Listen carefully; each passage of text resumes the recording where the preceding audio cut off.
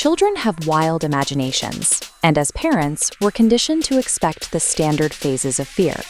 We get down on our hands and knees and sweep a flashlight under the bed to prove the space is empty. When 6-year-old Toby complained about a whispering man under his bed, Sarah followed that ritual. She found nothing but dust and dismissed the claims as a reaction to the stress of moving into a new house. Logic struggles to explain why a child's imagination would suddenly start producing specific, real-world facts. Dismissing these fears can leave us focused on imaginary ghosts, while a physical reality develops right under the floorboards. Sarah and Toby's home sat in a quiet neighborhood, built on a sense of security. This late 1960s house featured thick walls and a raised foundation, creating a void between the floors and the earth. Inside Toby's bedroom, an iron vent sat in the floorboards. It connected the room where he slept to that dark, unfinished space below. This mid-century design inadvertently placed hidden chambers directly beneath the bedrooms. Toby's behavior changed within weeks. Sleep deprivation left him with dark circles under his eyes, and he refused to let his bedroom door close. One morning at breakfast, Toby mentioned that the man under the bed told her she shouldn't worry about the red envelopes. Those red envelopes were overdue medical bills Sarah had hidden in her nightstand. She had never mentioned them out loud.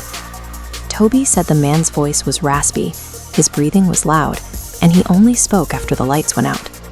The presence of these specific facts suggests a physical observer rather than a child's imagination. At 2:14 a.m., Sarah sat in the hallway outside Toby's door, waiting. For hours, the only sound was her son's breathing. She began to think she was chasing a ghost story.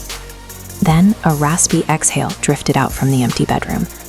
A human voice whispered, "Is she asleep yet?" Sarah threw open the door and hit the lights.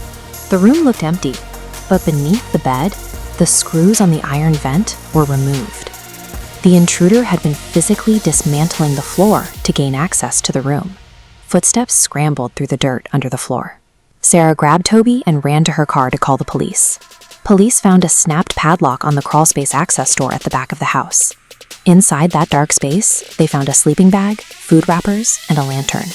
A transient had been living there, unscrewing the floor vent nightly to whisper to the child through the floor. A few metal screws were the only thing separating a sleeping child from a stranger in the dark. The intruder escaped. Sarah and Toby moved out 3 days later. The monster under the bed is often viewed as a supernatural myth, but here, it was a lesson in structural vulnerability. These threats are made of flesh and bone, hiding in the architecture under our feet.